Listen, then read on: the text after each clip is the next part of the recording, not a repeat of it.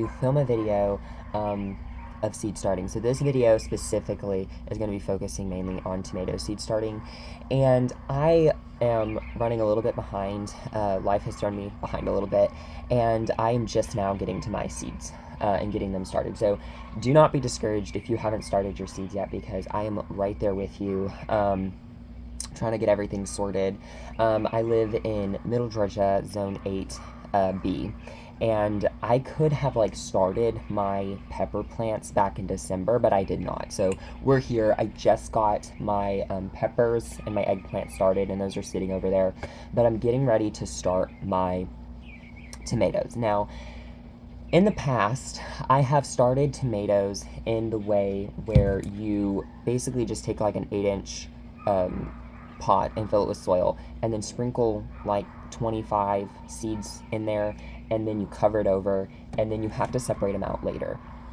Now, I probably will still start some of my tomatoes that way, but for the majority of the tomatoes, I do have some plant cells that I'm going to be starting a bunch of these in. So I did the math and figured out that I need a bare minimum of about 70 is the lowest that I can go, but I'm probably gonna start around, I'll just start a tray today, and then I'll probably start some pots full this week or next week or something like that, so I can kind of build up my how many I'm starting. Alright, so I moved the camera. It's a little dark. It's a weird day today. It's dark, but also cloudy, but sunny, so the lighting's a little off, so you might move around quite a bit. But these are the plant cells that I'm going to be starting them in. And originally I was going to start peppers in them, but they never came up, so I'm going to be using those. And I'm just using a potting soil. So essentially, it's just looking like this. You can use a compost, you can use a seed starting mix. I mean, you can use honestly whatever you want. There are no rules to it. You just want to make sure that it's moist. So I have some water here, and I'm just gonna put it right in there. And I just want enough in here that it's gonna make it have a little body to it, so it's easier, so it's, moist when you're putting your seeds in it, so you're not dealing with such a dry potting mix.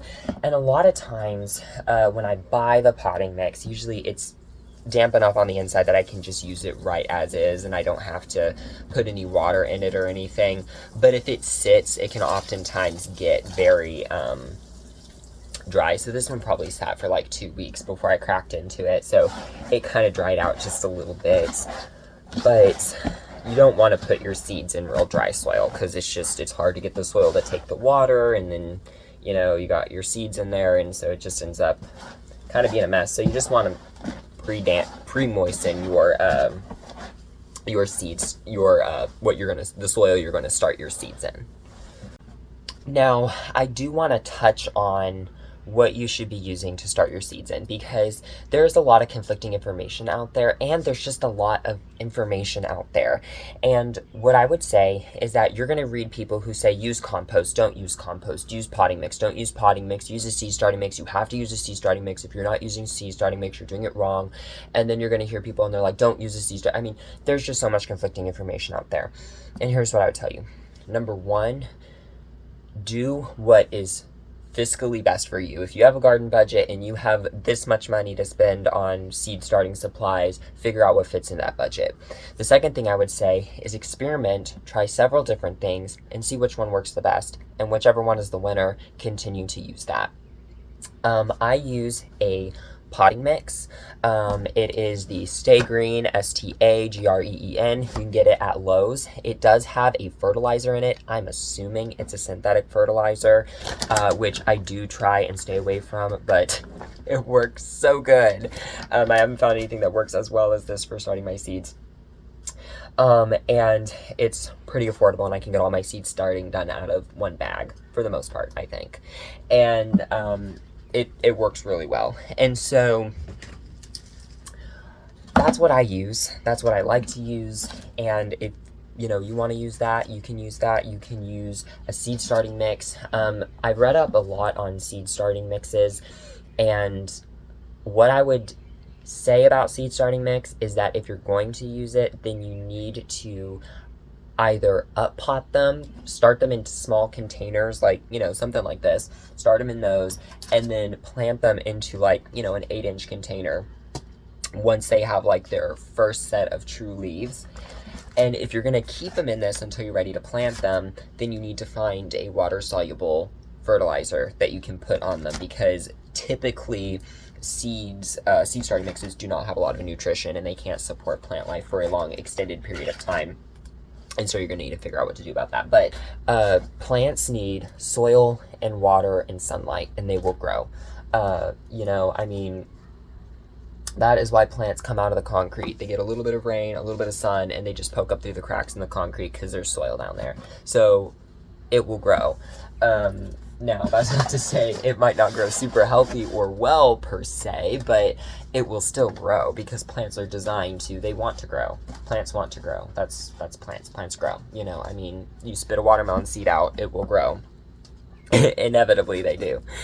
And so it's, you know, I mean, at the end of the day, the seed starting mix, I don't feel like is as important because that's not the end destination of the plant. Wherever the plant ends up is what's more important. You know, if you have to, you know, if you're saving a little money because you want to spend extra money on, you know, another trailer load of compost or something like that, then do that, because where the plant ends up growing, where its end, you know, the end goal in the garden, that's the most important place. So the little pots don't matter as much, but you don't want to give them like a completely nutrition depleted little, you know, pot of sand or something.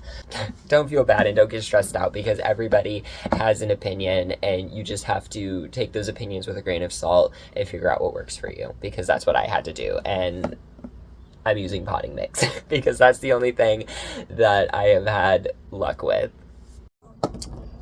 All right, so it is a different day. I actually did not end up planting that night. That was like 2 days ago, and life just got a little busy, and I ran out of light, and then I had to figure out where I was going to plant everything and how many seed trays I needed and what varieties I was planting. And so I have, this tray has 72 cells, and then the tray I have on the ground has 60 cells. And I think what I'm going to do is I'm going to dedicate one cell, so one 6-pack to each variety. I might or might not do that with the cherry tomatoes. I'm leaning towards not. I don't know what I'll do with the cherry tomatoes yet, because you don't really need like just a whole ton of those. But I am planting extra because of the fact that I know I will end up inevitably losing some plants. So whenever you're starting seeds, you should always account for just in case if some don't come up. Now, you can wait and see, like if you're doing it early on in the season, you can wait and see if they come up and then just replant if they don't come up, so you don't waste seed. But when you're starting later in the season, it's a good idea just to plant a lot. And if you end up with more than you need, that's a good thing because you have enough, but you can always give them away or compost them. So there's always options. So I will take you through all the varieties that I'm going to be starting today. So this year, our seeds have been a mess. They've just all been in a basket, and we ended up getting those, like those little, I don't know what you call these things, you know, these clear, I just can't think of what they're called, but they got little pockets in them. The name escapes me, I'm so sorry. And you can just tuck each packet of seeds, and you can keep your seeds separated by variety if you want to.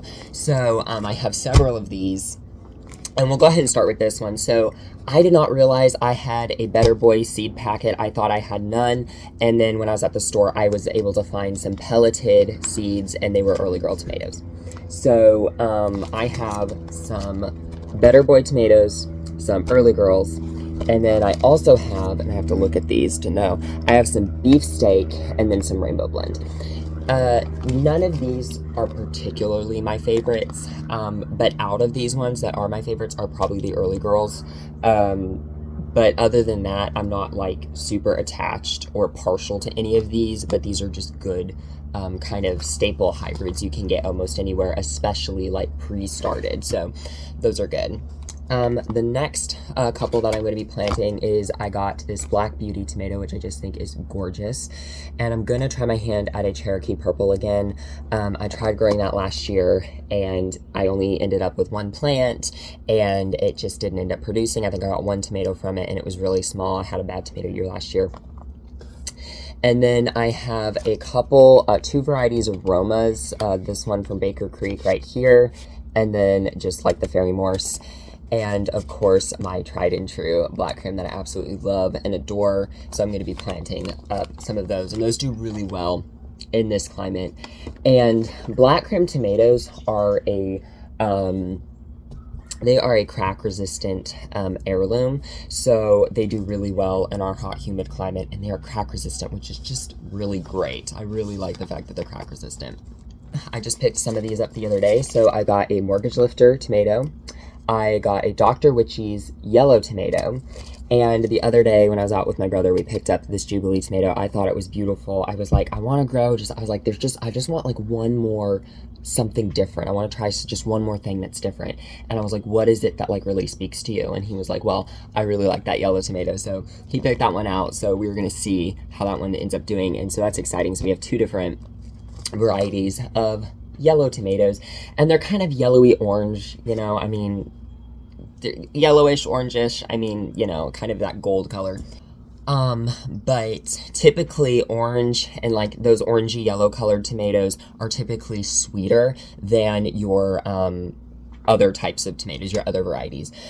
So if you're looking for something that's a little bit more sweeter, those are going to be your yellow tomatoes. The next varieties that I have here is, these are the cherry tomatoes. So these are the small ones. I have a black cherry, and this one says it's prone to cracking, but I was just like, I really want to try it. And then I got these pink bumblebee, which I don't know if you can see, but it has striping on it. And it's like a bright fire engine red with like gold striping. And it kind of has a pinkish look. It's really beautiful, but it's crack resistant. So hopefully this, like, you know, if we end up with a really cracky plant that cracks a lot, we'll have one that is crack resistant. And then I have a Cherry 100 hybrid. And then this one is Cherry Gardener's Delight. And I have on the back written that it was a mislabeled and that they're not cherry tomatoes. But I'm just going to try it again. I'm going to grow some and see, because I don't know how much I got seeds mixed up that year or not. And then the last four things that I'm going to be growing tomato-wise are this Oregon spring tomato. And this is a determinate variety, and that's why I picked it up, because I wanted something different from Roma's that was determinate, so I grabbed this. And then I actually won a giveaway from Seeds and Such, and they sent me their Early Boy Bush hybrid tomato, and that is actually a determinate variety as well. And typically determinate varieties are grown specifically for canning, because they come in with a bunch of tomatoes all at once and then the plants die. And so I'm thinking about dedicating a row out in the garden for like just making that row for determinate varieties and then pulling them out and replanting them again with determinate. So I don't know, I'm still messing with that idea. And then I have some Brandywine, and then I've never grown one of these. I picked these up the other day with my brother when we picked out that Jubilee tomato, and that is this purple tomatillo, or tomatillo. Okay, we're gonna call it tomatillo. People really like tomatillos, and I hear people talk about them and just rave about them. And they're in the tomato family, but they're like tart, and a lot of people really like them and use them for salsas and stuff. So I just thought, you know, let us grow a couple and see if we like them. So those are all the things that I'm going to be starting tomato-wise today. And if I get around to it, then I'm going to try and start some cucumbers, maybe a pumpkin, and possibly some herbs and things. And, you know, I'll get footage of that. But in the meantime, I'm just going to go ahead and start planting up all of these tomatoes.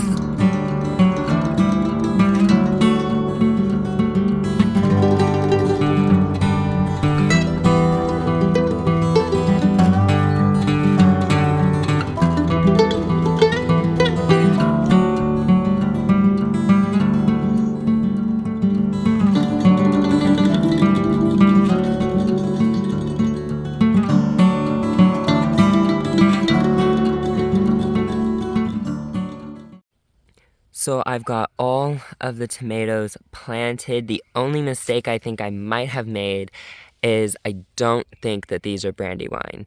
I don't know what I put in there. I'm thinking I possibly put in the black cherry tomatoes in here because I know I planted these, but when I went to go cover the holes, there was no tomato seeds in here. So I'm wondering if I accidentally put them in here. So I'll just start another container of Brandywine just in case if I accidentally planted some black cherry tomatoes in here. I don't know what I did, so I'm just gonna replant those for safe measure. But I got those all planted. That was the only mistake made. Thank you so much for tuning in with me today and starting tomatoes with me. I hope you all have a wonderful rest of your day, and I will see you all later. Bye bye.